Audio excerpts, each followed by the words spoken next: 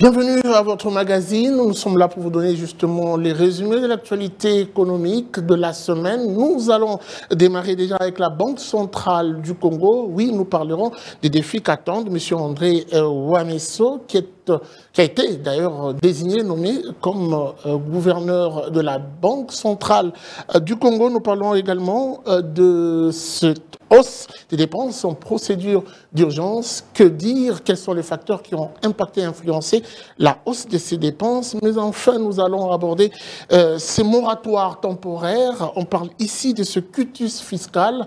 Pourquoi? Quels sont les avantages? Quels sont les enjeux?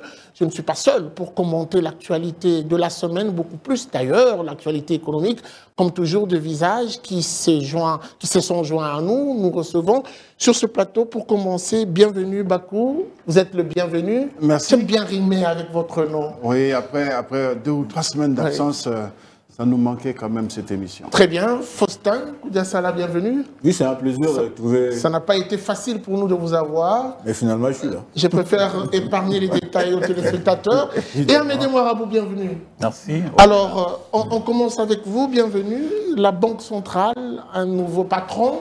Avant de parler des enjeux, j'aimerais qu'on parle d'abord de l'homme, du profil de celui qui a été désigné par le chef de l'État, Félix-Antoine Tshisekedi Tshilombo.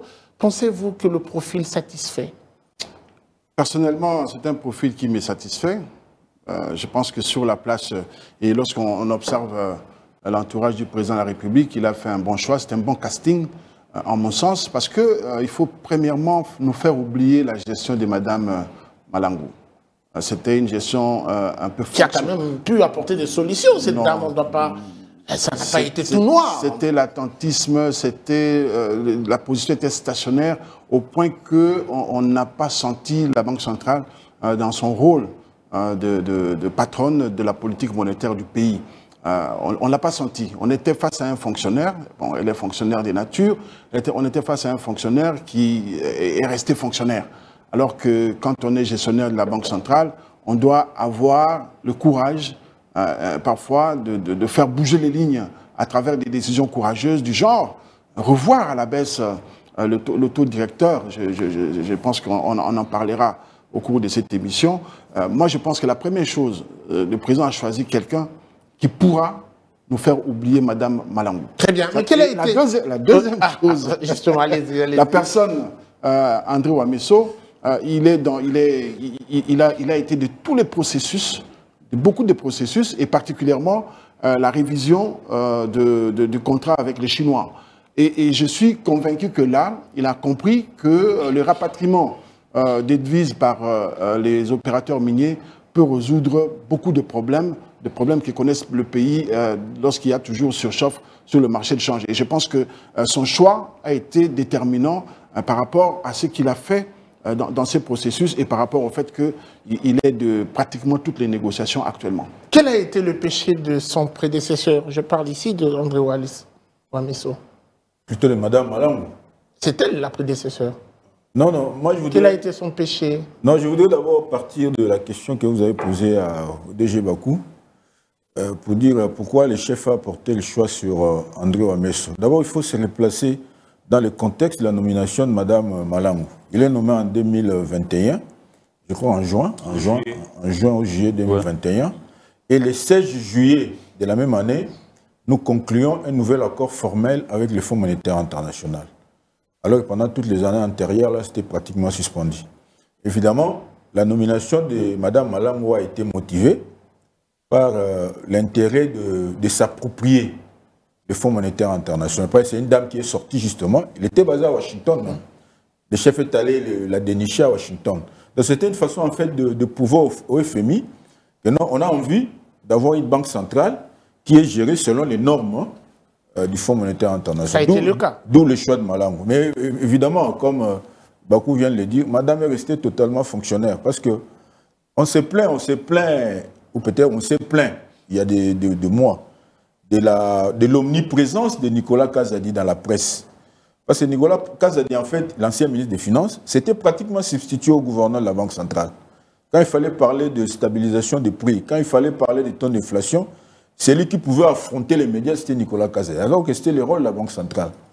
Moi, je pense qu'avec... travailler en sourdine sans faire... évidemment, les grands péchés de Mme Balamou, c'est de s'être totalement soustraite je ne dirais pas de la presse, mais des médias. Parce que les médias, par nature, ça sert de vecteur de communication. Évidemment, nous, on s'est habitués. Aussi, bon, il est venu avec un sérieux handicap parce que depuis la Banque centrale sous Massangou, vous conviendrez avec moi que Massangou, en termes de communication, il a pratiquement battu les records. Et donc la dame n'a pas démérité. La dame n'a pas démérité, mais communiquer. Il n'a pas été en mesure de rendre compte de ce que fait la Banque centrale. Elle paye le prix non, je pense que du déficit de communication. Elle n'avait pas communiqué parce qu'elle n'avait rien à communiquer. Je pense bien. C'était bien ça. Bon, la Banque centrale, même si l'ami essaie de bien présenter la chose. Oui, mais laissez-moi dire les choses telles qu'elles sont. Elle n'avait rien à dire. Et que dira Aménéwa? Non, laisse-moi Améné va chuter. Oui. C'est pourquoi je disais, pour compléter justement ce que Bakou a dit. Parce que, tu vois, il y a des années, on se plaignait que non, Nicolas Kazadi est partout. Quand il s'agit de parler, c'est-à-dire il a même étouffé la madame, la gouverneure. Ce n'est pas de sa faute. La nature a horreur du vide, comme on dit. Mais aujourd'hui, bon, moi je comprends, je suis en train de voir, d'analyser la nomination de André Ouamé. Je me dis non. Très critiqué cette nomination également. Non, très critiqué par des gens qui ne comprennent pas comment les choses évoluent. Parce que l'homme n'a pas assez très critiqué par rapport aux gens qui ne comprennent pas comment les choses évoluent. Celui qui est aujourd'hui à la Banque centrale du Congo, il a été directeur du cabinet adjoint du chef de l'État en charge des questions économiques et financières. Donc, quelque part, il gérait tout ce qui a trait, même à la Banque centrale du Congo. Et vous vous rappelez que quand il s'agissait de négocier en fait, quand il y avait des grands enjeux autour des négociations, généralement, celui qui portait la voix de la présidence, c'était André Ouamesso. Quand il a fallu renégocier le contrat chinois, c'était lui. Quand il a fallu même se mettre d'accord avec Dan Gatler par rapport au bloc pétrolier qu'il a cédé au gouvernement congolais, là, c'était toujours lui. En fait, c'est comme si les chefs les préparaient pour des enjeux futurs. Et cet enjeu futur, c'est la Banque centrale. Parce qu'il ne faut pas non plus oublier que celui qui gère la Banque centrale, il gère pratiquement toute la République. Parce que la Banque centrale, non pas seulement que c'est une entreprise, mais la Banque centrale sert aussi de caissier de l'État. Parce que le compte général du Trésor aujourd'hui est logé à la Banque centrale du Congo. Évidemment, les gens vont peut-être se dire, quand ils lisent l'organigramme de la Banque centrale, ils se diront, la mission principale de la Banque centrale, c'est maintenir le niveau général des prix. Là, c'est en tant que Banque centrale. Mais au-delà de la configuration économique, la mission de la Banque centrale du Congo, c'est aussi de battre la monnaie. Et quand il bat la monnaie, c'est qu'il veille sur la stabilité monétaire de la monnaie dont il est seul le garant. C'est pourquoi je dis, moi je considère que le chef est parti d'abord d'une option qui apparemment n'a pas rencontré... Ne fait pas unanimité. Non, qui apparemment n'a pas atteint les objectifs qu'il visait, c'est-à-dire prendre quelqu'un qui était dans les milieux du FMI et le mettre à la Banque centrale du Congo, alors qu'elle était pratiquement déconnectée de toutes nos réalités politiques et économiques. Parce que la Banque centrale, au-delà d'être technique, c'est une institution politique. C'est qu'aujourd'hui, en nommant André Ouamé, on suppose que le chef a mis quelqu'un qui connaît les rouages politiques et qui a la maîtrise des questions économiques. Ça, c'est Quelles sont les garanties que donne aujourd'hui M. André Ouamesso? Parce que, Bienvenu l'a dit, Faustin l'a dit également, le chef de l'État a porté son choix en tenant compte peut-être du parcours, puisque la personne choisie, désignée, traîne derrière elle.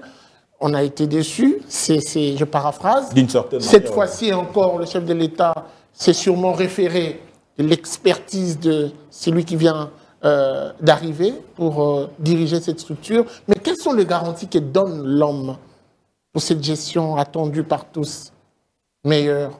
Bon, les garanties, je pense, de Faustin et Bakou viennent un peu de tracer son parcours. Il a toujours été un bras droit du président. Celle qui sort avait également un parcours. Élogieux d'ailleurs. André Ouamesso a toujours été un bras droit du président de la République et de tous les grands enjeux. Faustin a parlé de contrats chinois, mais il n'y a pas que ça. Il y a eu aussi, vous savez, les deals avec les Qatar sur l'or.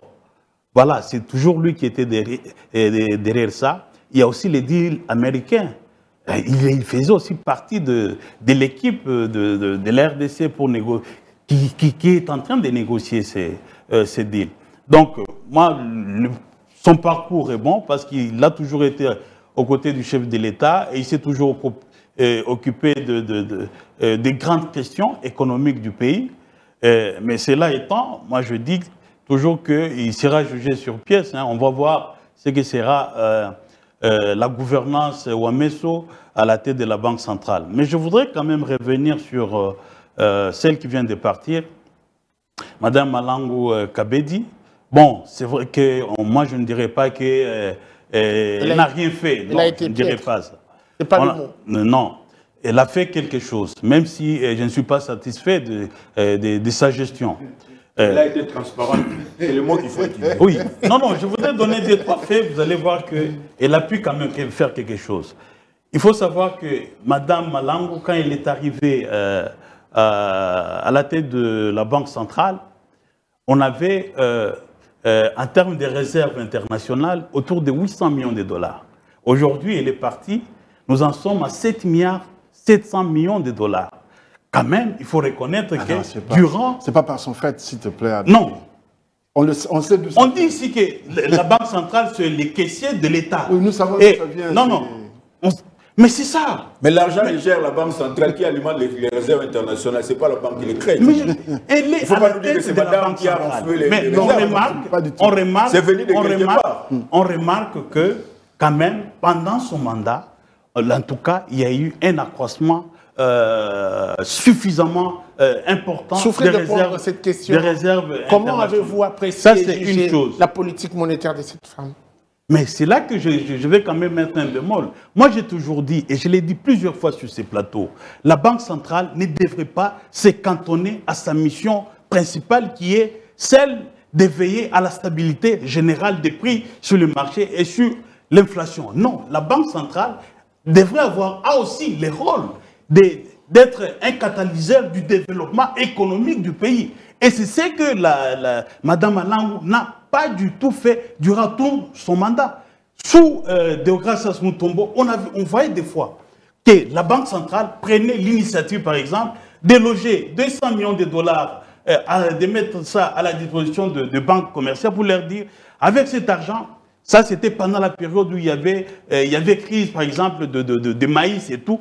On met ça à la disposition des acteurs économiques qui sont dans les secteurs agricoles pour dire, voilà, vous prenez cet argent, je vous donne à un taux préférentiel, par exemple 5%, vous les donnez à 7 ou 8% des taux d'intérêt, voilà, pour encourager un peu l'investissement dans ces secteurs.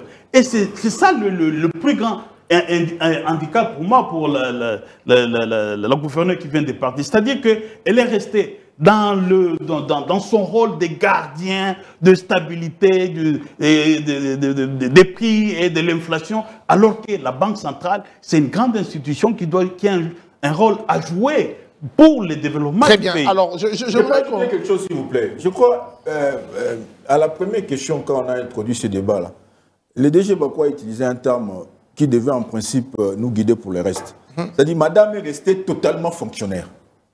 Fonctionnaire, c'est-à-dire, madame s'est dit, bon, je suis gouverneur de la Banque centrale, je ne prétendrai jamais marcher sur une plate-bande qui ne cadre pas avec la mission de la Banque centrale. Oh, c'est une erreur. Parce que la Banque centrale, vous voyez, dernièrement, on s'est plaint avec des banques commerciales qui appliquent des retraits totalement incompréhensibles. Quand vous allez faire un retrait dans une banque de la place ici, on peut vous retirer facilement peut-être 10% ou même plus de votre retrait. C'est-à-dire, normalement, la Banque centrale est supposée être la banque de banques. C'est elle qui supervise tout ce qui a trait à la gestion de l'argent dans notre pays. Dernièrement, il y a eu des remous. Il y a eu des remous à la Cadeco. Et la Banque centrale n'a pipé mot. Elle n'a rien dit. En fait,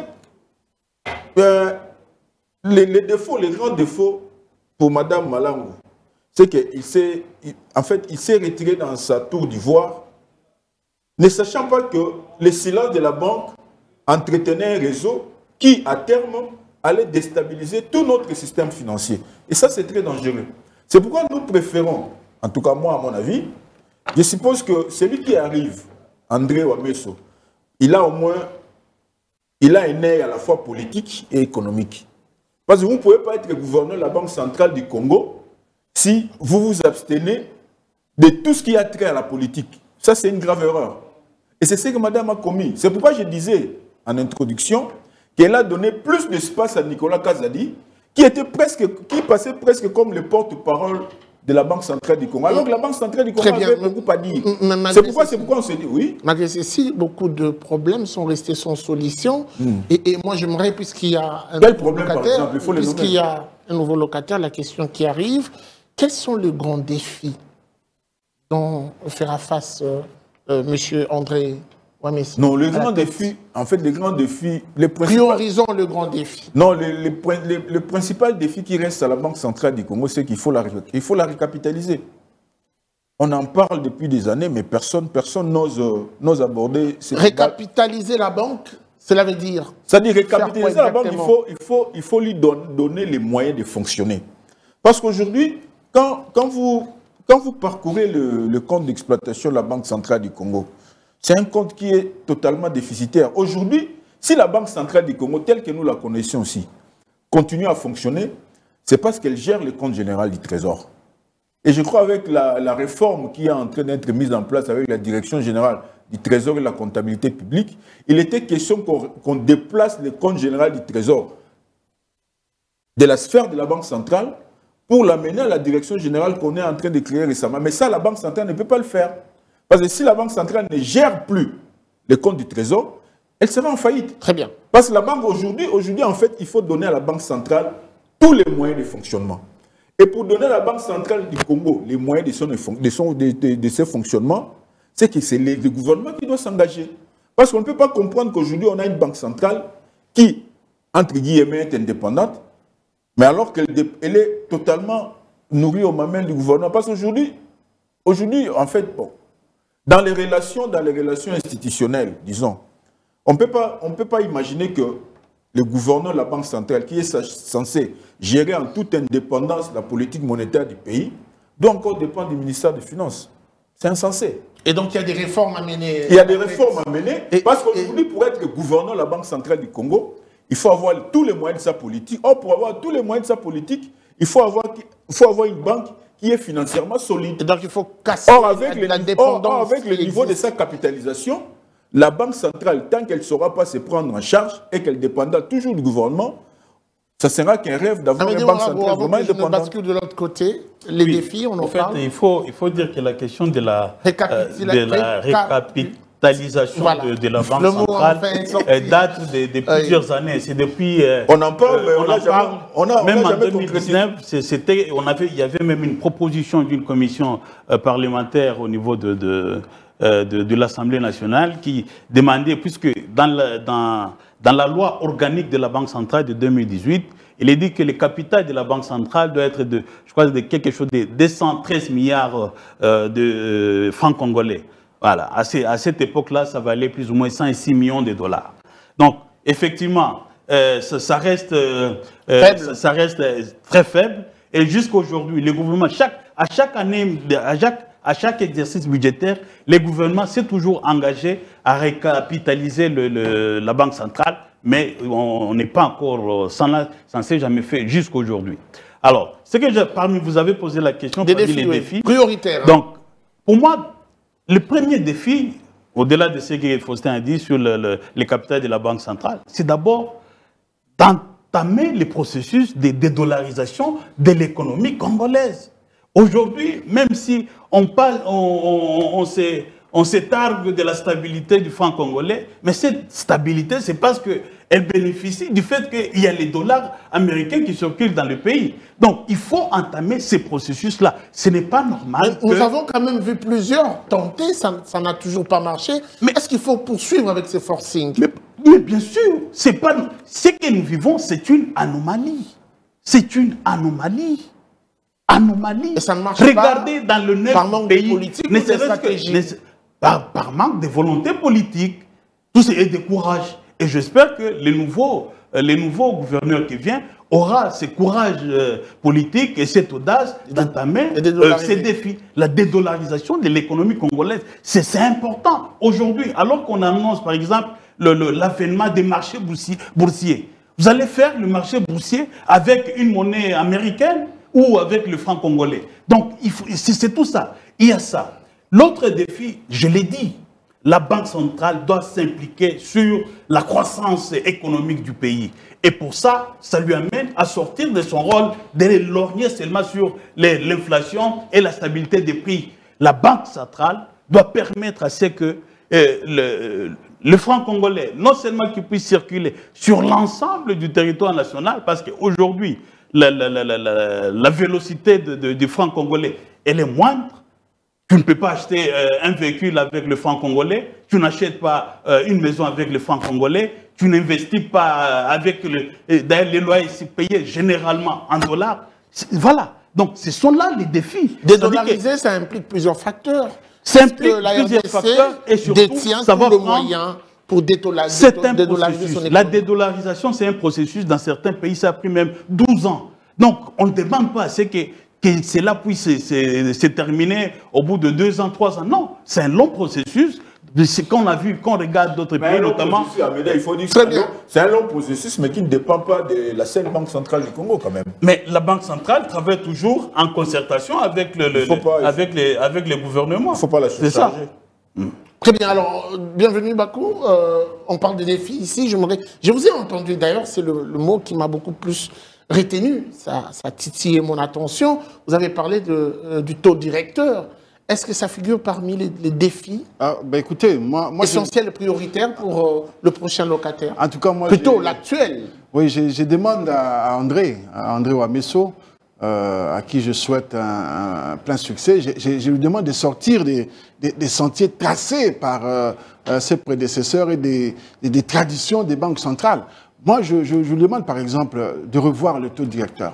Il faut relancer la production intérieure. Il le faut parce que le taux directeur aujourd'hui, tel que fixé par la Banque centrale, ne pousse pas, 25% ne pousse pas à ce que les gens puissent s'investir dans la production. Deuxième chose que je vais demander à André Ouamesso, et je lui demanderai d'y travailler réellement, ça me rappelle toujours un co-débatteur qu'on a eu ici qui estimait que la recapitalisation de la Banque centrale n'était pas une urgence, ce qui était une grosse erreur.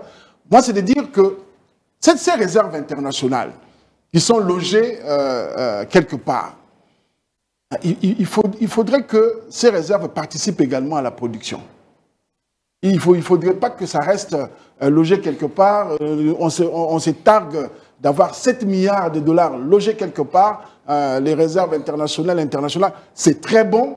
Mais il faut que cet argent puisse commencer à servir à quelque chose. On peut ponctionner 1 milliard de dollars américains. Amédée le dit souvent, oui, on peut le ramener ici. Les efforts de guerre et tout. Financer la production. Et ainsi donner de la valeur à notre produit intérieur brut. Donc je pense que André Ouamesso a du pain sur la planche.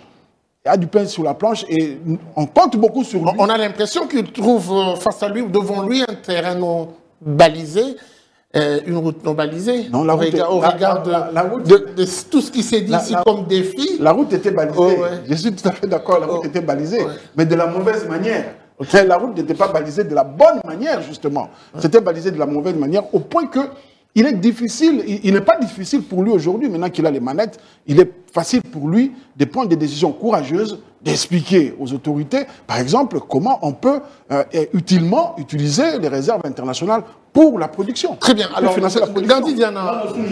Je sais que Gardi va conclure avec ce dossier.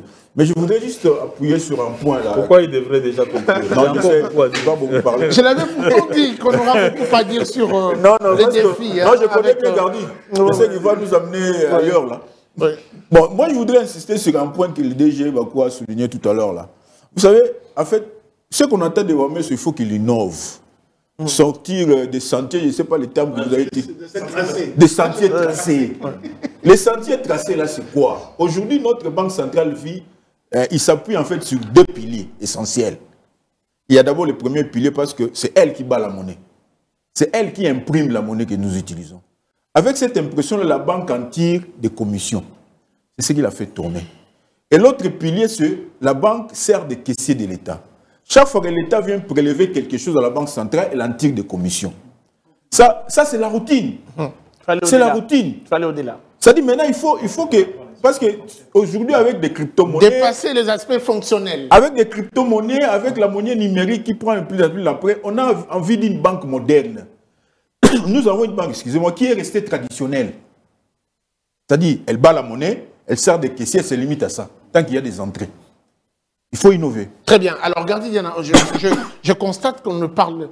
On n'a pas évoqué, je suppose que c'est parmi les défis, la stabilité de la monnaie, on n'en parle pas assez. Est-ce qu'aujourd'hui, il y a beaucoup à faire dans ce sens? Oui, mais au-delà de tout ce que vous pouvez donner au risque de me répéter, je crois que sur la problématique sur la stabilisation de la monnaie est tributaire de beaucoup d'éléments déjà évoqués ici par les co-débatteurs. Par exemple, dès lors qu'il y a une faible financement dans l'économie, on aura toujours ce même problème. Quand il faut constamment attendre la rétrocession en termes des devises par les exportations et les exportations, on aura le même problème. Mais moi, je pense qu'au-delà de ce qu'on vient d'évoquer ici, l'une des faiblesses de la Banque centrale aussi, c'est sa faible capacité de supervision. Je veux rappeler l'instruction 37 aujourd'hui sur l'accès aux services bancaires gratuits. Cette mesure-là ne sait pas se faire respecter parce que la supervision de la Banque centrale sur le secteur bancaire est extrêmement faible. Elle ne peut pas faire appliquer certaines règles parce qu'elle présente des signaux et des faiblesses, des limites à ces niveaux-là. Et cette Banque centrale-là, moi, particulièrement, je crois qu'on dira la même chose. Aujourd'hui, c'est vrai, on veut que Wameso puisse innover, ok, c'est bien, mais dès lors que notre économie restera dans son paradigme actuel, on aura les mêmes difficultés. Et je crois que pour les moi, mêmes causes qui produiront le même effet. On sera dans le cosmétique, on sera dans la politique curative qu'on en a l'habitude. Intervenir quand il y a un problème juste pour réguler. Dans les solutions, j'ai envie de dire conjoncturelles, mais de manière définitive, il y a autant de préalables et je crois que les éléments essentiels ont déjà été évoqués ici pour la plupart. Très bien. Alors, on va pour notre deuxième sujet. Juste un mot par rapport à la supervision du système bancaire et tout le reste. Je voudrais, vous savez, il y a par exemple, ça doit être l'instruction 58 de la Banque centrale qui exige notamment à tous les supermarchés d'avoir des terminaux de paiement électronique en francs congolais.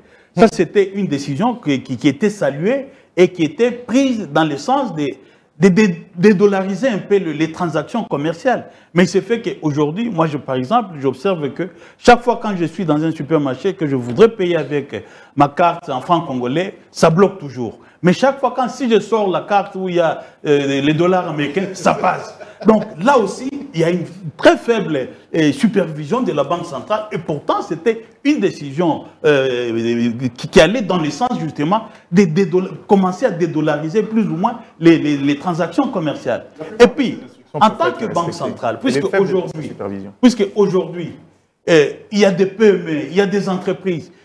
Pour certaines PME, par exemple, acquérir cette machine-là, les terminals de paiement électronique, c'est peut-être coûté. La Banque centrale pouvait, dans le cadre de chercher à digitaliser les systèmes de paiement, la Banque centrale pouvait voir dans quelle mesure offrir, même à crédit pour 2 ans ou 3 ans, ces terminaux de paiement électronique à toutes les PME, de manière à ce qu'on puisse digitaliser les transactions commerciales. Mais tout ça aussi, il n'y a pas de... C'est pourquoi, si le nouveau peut innover, c'est notamment dans ce sens-là. Puisque moi, je l'ai toujours dit qu'il y a moyen de digitaliser tous les systèmes de paiement de A à Z. Mais pour ça, il faudrait qu'il y ait des gens, notamment la Banque centrale, mais aussi du côté du gouvernement, qu'on a cette audace-là de le faire. Aujourd'hui, par exemple, on peut prendre une décision comme quoi tout paiement d'un salaire doit se faire soit par compte bancaire, soit par mobile money. On peut prendre une telle décision. Et ça va permettre, ça va booster l'inclusion financière, parce que tout le monde, en tout cas tout celui qui travaille, il est payé soit par mobile money, soit par compte bancaire. Moi, j'étais à Nairobi. À Nairobi, tu parques ta voiture, quelqu'un garde, tu reviens, tu lui files $1 par M-Pesa. Un serreur, il fait son travail, tu le payes $1 par M-Pesa. Quand vous regardez dans les supermarchés à Nairobi, sur 10 personnes qui payent, 8 le payent avec mobile money ou carte bancaire. C'est un pays africain qui est juste à côté. Très bien. Pourquoi nous, on ne peut pas le faire? Et ça aussi, la Banque centrale, elle faut la jouer là-dedans. Il y a tellement pas. Non, Guy, moi, je voudrais qu'Amédée descende un peu. Je suis content que cette émission soit suivie par... Parce qu'apparemment, nous tirons un peu trop sur la Banque centrale du Congo. Je crois qu'Amédée était le premier à souligner cet aspect-là. Vous savez, d'abord, il faut se dire quelle est la mission de la banque. Quand vous lisez les statuts qui organisent le fonctionnement de la banque, sa mission, c'est veiller à la stabilité du niveau général des prix. En se servant de quels instruments? Des instruments de la politique monétaire. Il y en a plein. Il y en a plein, tout ça. Mais le grand problème, c'est qu'il y a un handicap, un sérieux handicap, qui limite pratiquement la capacité de la Banque centrale à influer sur la marche de l'économie. Amédée l'a dit, c'est la dollarisation, la très forte dollarisation. Parce que je crois, le DG Bakwa a fait mention du taux directeur qui est maintenu à 25%, qui est énorme d'ailleurs. Et on en a parlé, on en débat que c'est énorme, ça freine la croissance, ça diminue les crédits. Mais il faut se dire que la Banque centrale, les canaux de transmission de sa politique monétaire, ce sont des banques. Consultez le bilan de nos banques commerciales ici. 90% des dépôts à court terme ou à long terme sont en devises. Très bien. Alors quand la Banque centrale prend ces mesures-là, il les prend en francs congolais. Par quel canot? Par les canaux de la banque. Je suggère... C'est qu'elle est déjà limitée. Très bien, je suggère... C'est que pour que la Banque centrale soit efficace, dans les conditions actuelles d'abord, les plus grands défis d'abord, il faut vaincre les démons de la dollarisation. Parce que tant que nous serons toujours une économie fortement dollarisée, nous aurons une banque centrale routinière. Alors ma question... Qui prend des mesures, mais qui apparemment n'agissent pas sur l'économie. Ma question, Gardidiana, fait appel à notre deuxième thématique. On parle justement de la hausse des dépenses en procédure d'urgence. Certaines personnes, encore, disent l'explosion des dépenses en procédure d'urgence. Nous avons été ici à animer plusieurs fois des émissions pour saluer les efforts consentis par le ministre Doudou Fouamba, qui a d'ailleurs frappé fort en commençant par maîtriser cette hémorragie en réduisant sensiblement. On est allé jusqu'à 1,58%, je crois, et par la suite. Mais aujourd'hui, les commentaires nous viennent de partout. On parle de Doudou Fouamba qui s'est pris qui tombe dans son propre piège. Alors, la question qui arrive tout de suite, quelles sont aujourd'hui les raisons, les causes et même les facteurs qui ont impacté sur cette hausse des dépenses en procédure d'urgence? Finalement, la prédiction de Faustin Koudiassala n'est pas arrivée. Je n'ai pas conclu sur la question de la banque. Bon, je vais m'en prendre qu'à moi-même. Mais sur cette question-là, je pense que s'il faut suivre la version officielle, c'est le contexte sécuritaire, serait l'élément principal qui justifie cette explosion de dépenses en urgence. Parce qu'on dit que c'est pour des raisons de sûreté et de sécurité, et que cela ne devrait pas forcément suivre la chaîne comme il se doit. Le bénéfice du doute, on leur accorde. Mais on reviendra sur la question qu'on a évoquée depuis un certain moment ici, en termes de prévision et de gouvernance. Est-ce que, au regard du contexte qui est le nôtre, avec toutes les prévisions qu'on avait avant, il était nécessaire de passer par les dépenses d'urgence? Moi, c'est la grande question que je me demande. Quelle est la dimension de la sécurité qu'on n'a pas su anticiper, qui nous pousserait aujourd'hui à choisir cette méthodologie-là? Particulièrement sur cette question, je n'ai que deux questions à me poser. Malheureusement, Doudou Fouamba n'est pas là pour me répondre. Mais moi, je pense encore une fois de plus, je vais l'utiliser au conditionnel.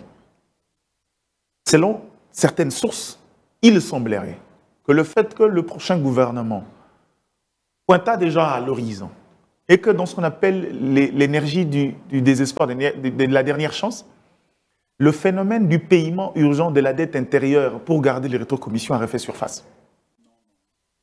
Je pense. Non, attends, il est resté au conditionnel. Vous aurez le temps de réagir. Vous restez Fayoulou. Voilà. Toi, tu n'as pas été payé en termes de Vous aurez le temps de réagir. Non, non, c'est pourquoi tu allez-y, vous aurez le temps de réagir. Laissez-lui. Il y a des gens qui en ont bénéficié. Mais celui-là n'a pas été payé. Lui n'a pas été payé, peut-être qu'il a sa dette. Laissez-le finir son Je l'utilise au conditionnel et que certains auraient estimé que Ça, c'est une orientation purement politique. Les gens estiment que ces phénomènes seraient revenus et qu'on se servirait du contexte sécuritaire comme prétexte pour justement exiger pour profiter de certaines histoires. Mais jusqu'à preuve du contraire, les raisons sur ces dépassements, le gouvernement parle des raisons d'ordre sécuritaire, parce que si vous voulez parler en termes d'investissement, moi, j'en vois pas assez qui pouvaient justifier cette... Amédée Moirabon, est-ce que vous l'avez en fait, interrompu? Il donne les vraies raisons. Peut-être qu'il va répondre à la place de Doudou. En fait, d'abord, il faut dire qu'il s'agit ici du premier trimestre de l'année 2025. Okay? On est entre janvier et mars. Et donc, où on a constaté que les dépenses d'urgence représentaient 15,6% de toutes les dépenses publiques du gouvernement. Mais il faut préciser que dans le 15,6% de dépenses d'urgence, les dépenses hors sécurité ne représentent que 1,58%. Ça veut dire que sur les $100 qu'on a sortis en dépenses d'urgence, au moins 98 $ sont allés dans les dépenses sécuritaires. Et voilà. Et donc, ici, ce qui a salué, peut-être, c'est le fait qu'on a suffisamment minimisé les dépenses d'urgence autres que celles de la défense. De la défense. De la défense. Je me souviens, le ministre de Finances avait pris la résolution que de n'intégrer dans les dépenses d'urgence que les voyages des chefs des corps, des chefs des institutions, notamment le président de la République, la première ministre, voilà. Donc ici, il faut saluer quand même qu'on a réduit sensiblement les dépenses autres que celles de sécurité. Est-ce que c'est une bonne excuse? Pour contextualiser, il faut rappeler quand même, parce qu'ici il s'agit du premier trimestre. C'est au cours du premier trimestre qu'il y a eu intensification des combats sur le terrain. Vous vous souvenez, Goma a été occupé à partir du 26 janvier et Bukavu en février. Donc on suppose. Donc, circonstance. À quel moment il y a eu intensification de combats de FARDC sur le terrain? À ce niveau-là, moi je suis perdu. En janvier. Bon, oui. Janvier, février, oui. Les préparatifs. Ah bon? Oui. La prise de Goma et Bukavu. Avant ça, c'était Saké et voilà. Oui, c'était en cette période-là. Donc, circonstances atténuantes, on peut dire. Bienvenue, Bakou. Oui, justement. Une bonne excuse, hein? Oui, un bon tableau dressé par Amédée Moirabon qui explique clairement. C'est une manière de justifier ce qui s'est passé. Et il faut se remettre dans le contexte. Et nous, ici, nous fournissons cet effort d'être le plus objectif possible. Et lorsque Amédée justifie, on peut le vérifier sur le terrain, que pendant cette période, il y a eu des dépenses qui nécessitait à ce qu'on puisse défendre Saké, défendre Goma, défendre Bukavu, et la population n'attendait que ça. Et cette pression s'était exercée sur le gouvernement. Mais tout de suite, je nuance les choses pour dire que le ministre Famba nous avait promis, et là, j'ai dit bien, qui aime bien, châtie bien, il nous avait affirmé haut et fort qu'il fournirait des efforts pour ne pas dépasser le plafond qu'on a de 8%, pour les dépenses d'urgence. Et moi, j'ai dit, malgré... On est à 11%. On est à 15%. À 15%. Malgré la pression qu'il y a eu à cette période-là, il était possible de passer par certaines dépenses par la chaîne de la dépense. Il était possible. Parce que si on veut procéder à un ajustement politique et à un ajustement sécuritaire, mais on peut le faire porter par le ministère de la Défense. Pourquoi pas?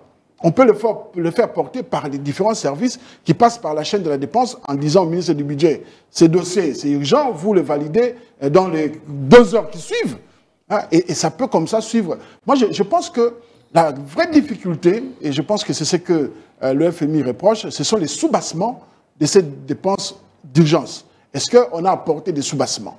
Est-ce que ces soubassements sont vérifiables et permettent de crédibiliser ces dépenses en urgence? Et je pense que c'est là que nous attendons le ministre Doudou. Est-ce qu'il puisse nous donner des éclaircissements sur les soubassements et pourquoi il a traîné à régulariser toutes ces dépenses d'urgence? Et partir de 2 à 15, c'est quelque chose qui nous interpelle. La RDC a quand même clôturé sa revue avec le FMI, mais est-ce que ces dépenses, cette explosion de dépenses en procédure d'urgence ont dérangé quelque part le FMI?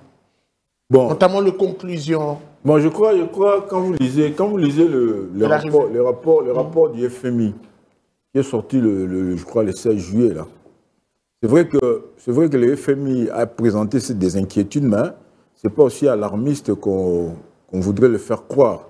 Je crois me dire revenir sur cet aspect, peut-être en le flairant, sans entrer en détail, c'est qu'on est juste au premier trimestre 2025.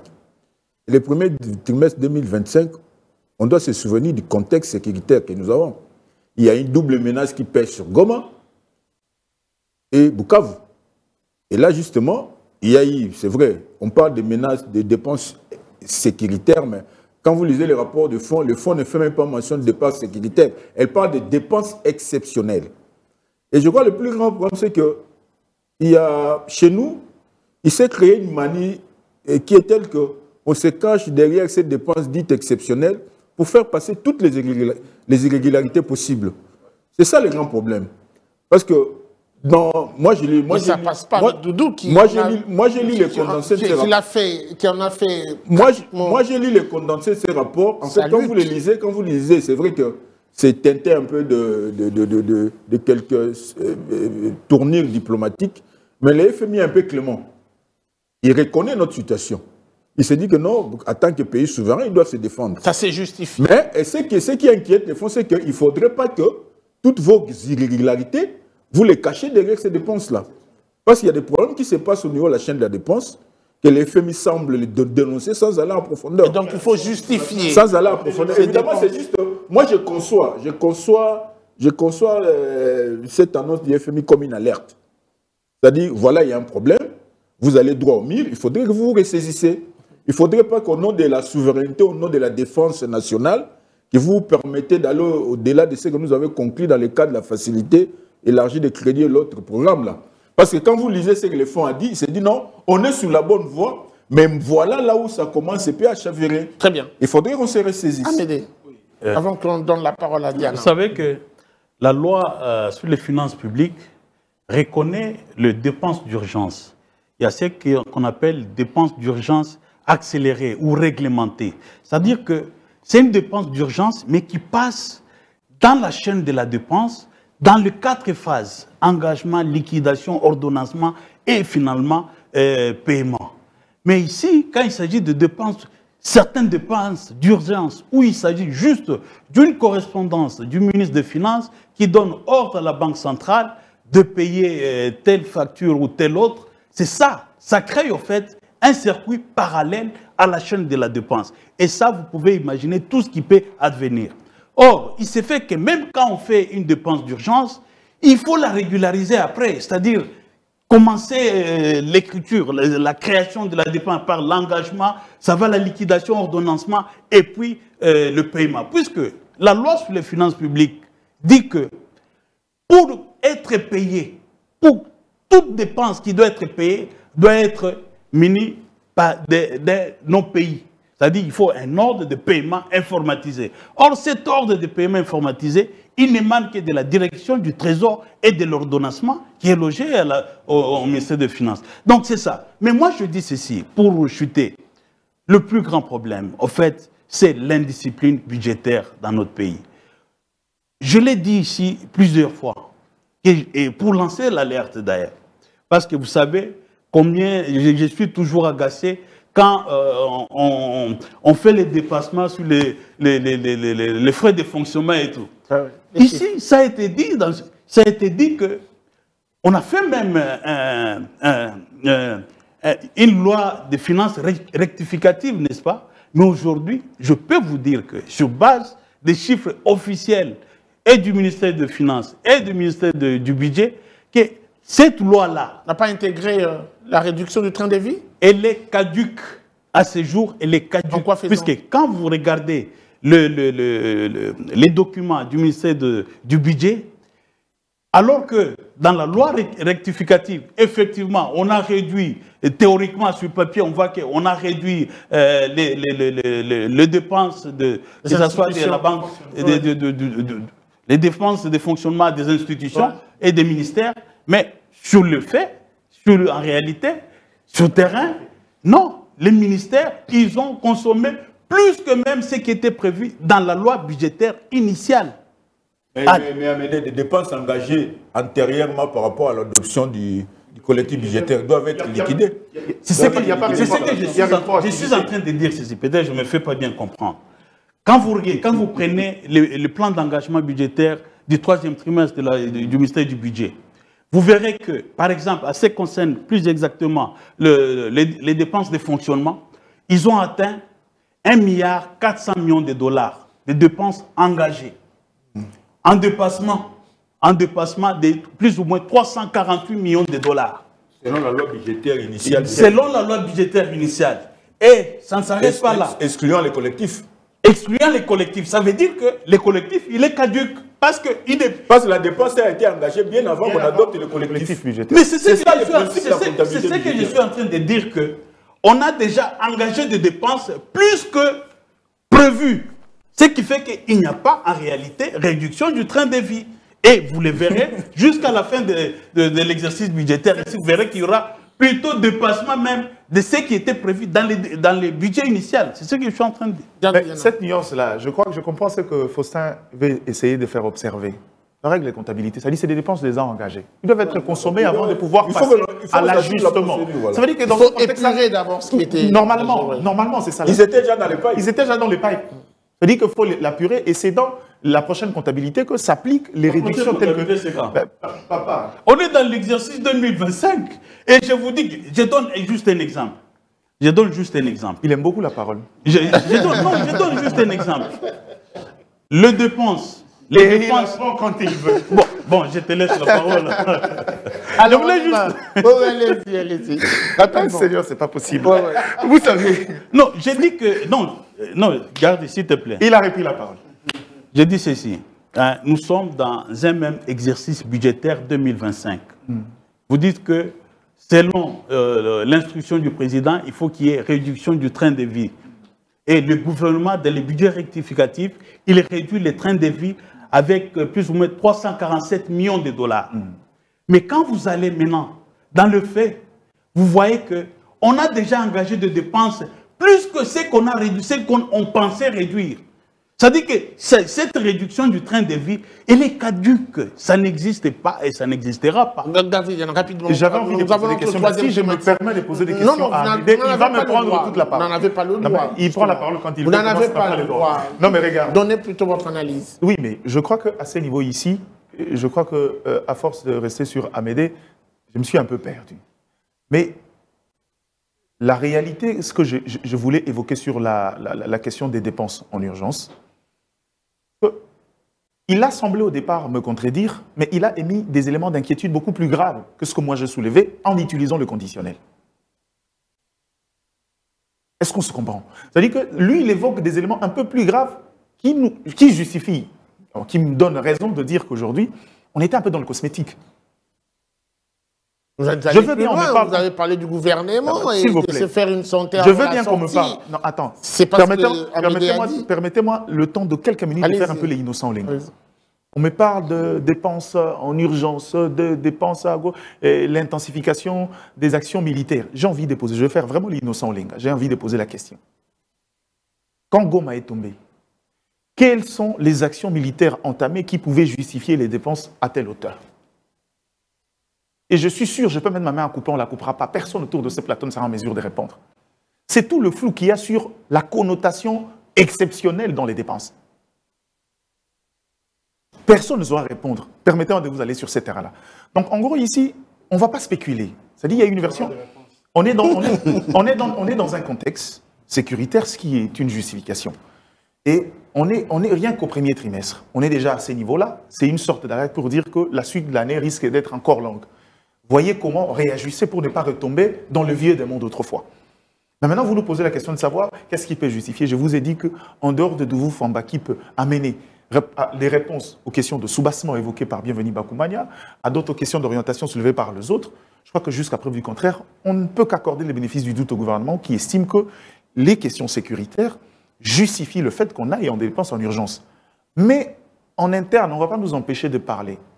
Il existe des gens aujourd'hui de manière exceptionnelle, j'en connais des gens qui en connaissent 4, ceux qui ont donné l'information, qui pendant ce laps de temps, sans tenir compte du calendrier du process normal ont bénéficié du paiement d'une dette intérieure en laissant 40%. Est-ce que c'est ça un problème? Je trouve que ça fait quand même trop facile à le dire. On me dit que les dépenses hors sécurité ne représentent que 1%. Le bénéfice du doute, je veux accorder. Moi, j'ai pas 1,58. Le bénéfice du doute, on accorde. Mais le problème, c'est que est-ce que quelqu'un est capable d'apporter des soubassements sur des questions de haute sécurité? Ça a toujours été le cas depuis un certain moment. On s'est justifié là-bas à dépenses pour les militaires. De quel soubassement parlez-vous, Gardidiana? Qu'est-ce que vous voulez qu'on vous apporte? Je vais un peu plus soubassement. Ouais. Quand on nous parle des dépenses exceptionnelles, sécuritaires, quelle est la nature de ces dépenses? Dans quel secteur? Gardien, et pour quelle finalité? Pas qu'on a acheté 10 missiles ou 10 chars de combat avec précision. Non, mais j'ai décidé. Est-ce que vous permettez je vais vraiment. Moi, je voudrais juste mettre une parenthèse pour que nous sachions un peu contextualiser nos discussions là. Vous savez, dans ce rapport, le FMI ne parle même pas des dépenses que nous appelons des dépenses sécuritaires. Le FMI parle des dépenses exceptionnelles. Ouais. C'est nous qui cherchons à donner un contenu à ce que les FMI présentent comme exceptionnel. Ouais. C'est-à-dire, quand par exemple, au niveau du gouvernement, au niveau, je ne sais pas, de la présidence, les chefs doivent mobiliser pour une urgence son envoyé spécial pour aller prendre contact avec je ne sais quelle... Ça peut être une dépense exceptionnelle. Ça peut être une dépense exceptionnelle. Alors, mais est-ce pour autant une dépense exceptionnelle? C'est-à-dire les dépenses exceptionnelles, dans la conception du FMI, ne sont pas forcément... Très bien. Et puisque nous parlons... Et puis il y a plus que... Parce que nous tentons de donner une justification parce qu'on est en guerre. Sans pour autant... C'est pourquoi il faut faire des... Non, pas histoires au nom de la sécurité. Allons au-delà de... Alors, la doit s'expliquer. Allons au-delà... Il doit s'expliquer. On l'exige de s'expliquer. Allons au-delà de compréhension de ce jeu de mots pour parler, puisque vous le citez, le chef de l'État. J'ai donné un exemple, je ne l'ai pas cité. Oui, il faut faire attention. Dans l'exemple, justement, c'est pour rebondir. J'ai donné un exemple, c'est une illustration. C'est pour rebondir et formuler ma question. Bienvenue, Bakou. La question vous est adressée. On parle ici de ce quitus fiscal. Le président de la République a, je ne dirais pas exigé, mais a quand même demandé un moratoire. Et il a également, temporaire, demandé à la Première ministre d'organiser les choses. Ce quitus fiscal ne va-t-il pas déranger, ce moratoire ne va-t-il pas déranger déjà cette discipline qui s'est installée notamment avec le paiement de ce quitus fiscal? Écoutez, le climat des affaires étant ce qu'il est, lorsque les opérateurs économiques soulèvent des soucis dans l'adaptabilité à certaines situations, il est de bon aloi pour le chef de l'État et même pour le gouvernement. Je me pose même la question pourquoi le gouvernement devait attendre que le chef de l'État puisse réagir. Il appartenait au gouvernement d'observer et de se dire, bon, en termes d'anticipation, le quitus fiscal pose problème. Est-ce qu'on peut... Oui, mais il pose problème à qui? Il faut le dire. Mais justement... Qui sont dérangés par le quitus fiscal? Les opérateurs économiques. Les opérateurs économiques. Lorsqu'il y a un paiement qui est là, et qu'on vous demande de présenter les quitus fiscaux. Et lorsque nous connaissons la lenteur administrative dans notre pays, tu perds 3, 4, 5, une semaine, c'est beaucoup pour un opérateur économique. Oui, j'en parle parce que j'en sais quelque chose. Parce que quand on te demande le quitus fiscal, vous allez payer à la DGI et finalement, vous attendez que les documents sortent. Mais vous avez des pénalités que vous payez auprès des banques lorsque vous devez payer une dette. Vous avez des pénalités d'entreposage. Vous avez des pénalités. Il y a tout ça. Tout ça qui participe à l'asphyxie des opérateurs économiques. Et le chef de l'État l'a compris. Il a demandé un temps que les gens s'organisent pour faire face à cette réforme. Gardidiana, on doit dire que ce quitus a quand même permis à certaines entreprises, je l'ai dit d'ailleurs, la DGI, notamment le ministère des Finances et même d'autres qui interviennent, de lever le flou qu'il peut y avoir dans notamment la traçabilité. Est-ce que, selon vous, ça devait être le cas? Ce moratoire du chef de l'État se justifie aujourd'hui? Le droit de regard, ils en ont toujours eu, et je crois que le moratoire du chef de l'État, il n'a pas pris ses décisions de manière abstraite. Ça veut dire qu'il y a eu une discussion en interne, et je crois que si j'ai bonne mémoire, cette discussion a été au-delà de l'approche gouvernementale. Ça n'a jamais dérangé avant. Avec la cellule climat des affaires, il y a eu une vraie discussion à ces niveaux-là, Et je crois que la décision du chef de l'État arrive. Le contexte ne s'y prête pas à Guichungu. Je ne reviens pas sur les éléments évoqués par le DG aujourd'hui, mais quand vous retardez la phase d'opérationnalisation de certaines opérations, permettez-moi la redondance, vous occasionnez des manques à gagner pour certains opérateurs.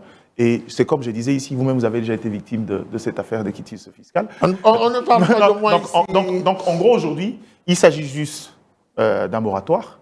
Et je crois qu'un moratoire à caractère provisoire, les temps de voir un peu clair, et s'il y a des mesures d'ajustement, ça se fera, mais pour l'instant, vous verrez que le contexte s'y prête un tout petit peu. Amédée Moirabou, qu'est-ce qu'il faudra améliorer autour de la Première ministre avant de se relancer dans ce qui était déjà établi? Il faut savoir que les opérateurs économiques sont des partenaires privilégiés du gouvernement. C'est eux qui créent la croissance. Donc, il faut être attentif. Ce n'est pas eux de faire la loi. Non, ce n'est pas eux de faire la loi. Oui. Mais la loi, au fait... C'est eux de faire l'économie. La loi, au fait, il faut... les règles du jeu, il ne faut pas les changer à chaque fois, en fait. Ici, il s'agit de quoi? Chaque fois qu'il y a un budget qui est voté, promulgué, il y a une circulaire ou des arrêtés qui accompagnent l'application de cette loi budgétaire-là. Et ici, on a pris, à ce qui concerne les quitus, on a ajouté d'autres rubriques que les opérateurs économiques pour lesquels on doit appliquer les quitus fiscales. Ça fait que c'est comme si on changeait les règles du jeu alors que le jeu avait déjà commencé. C'est ça le problème. Donc, il existe un droit fiscal qui fixe comment les transactions doivent s'opérer. Ce droit fiscal-là, il est connu de tous les opérateurs. Mais si chaque fois, à chaque loi budgétaire, on change, on ajoute ou on rajoute ou on enlève un aspect, ça perturbe un peu les opérateurs économiques. Donc je comprends l'attitude du président de la République qui a l'écoute des opérateurs économiques parce que c'est des partenaires privilégiés. Il faut toujours être soucieux de leur plan. On finit avec vous, Faustin. Non, moi je crois qu'il faut se rappeler que le quitus fiscal ne date pas d'aujourd'hui. Les gens ont l'impression que c'est juste avec le budget 2025, pas du tout. Et ça n'a jamais dérangé. Le quitus fiscal a été institué depuis 2003 dans la réforme des procédures fiscales. Et c'est en 2021 qu'il a été en fait institué au niveau dans les transactions entre les entreprises et tout ça. Et non, il fallait exhiber un quitus fiscal. Mais en fait, l'innovation, c'est que dans le budget 2025, le champ a été élargi. Voilà. Enfin, on en a fait une contrainte. C'est-à-dire pour qu'une entreprise ait accès à une créance, ou peut-être pour un non-résident d'ouvrir un compte bancaire, en fait, pour les transactions de droits privés entre opérateurs, ainsi de suite, il fallait nécessairement exhiber un quitus fiscal qui, malheureusement, est soumis à une longue procédure administrative. Parce que quand vous lisez la communication du chef au Conseil des ministres, il n'a pas dit qu'à ce qu'on suspende le quitus, mais qu'on allège, qu'on n'en fasse pas une contrainte. C'est-à-dire, pour avoir accès à une créance ou pour être payé, il faut nécessairement exhiber le quitus fiscal. Ce qu'Amédée a dit, ça va freiner l'activité économique. Et je crois que les chefs favorisent plus les petites et moyennes entreprises. Moi, personnellement, au niveau des connus, j'empathie. Merci beaucoup. Il y a des partenaires qui m'ont exigé le quitus fiscal, mais je me dis, mais je vais commencer par quel bout? Je crois, nous appuyons totalement la décision du chef de l'État. Il faut assouplir. Merci beaucoup. Merci de votre disponibilité. Exceptionnellement, aujourd'hui, nous ne pourrons pas commenter la caricature parce que nous sommes rattrapés par le temps et le temps nous est imparti. Il n'est vraiment pas notre allié. Prochainement, on reviendra. Et on terminera par la caricature comme le veut la tradition. Merci à vous de votre disponibilité. Merci également à vous de nous avoir suivis. La suite, ce sera sans doute et sans faute au prochain numéro avec le même plaisir. Au revoir et à très vite.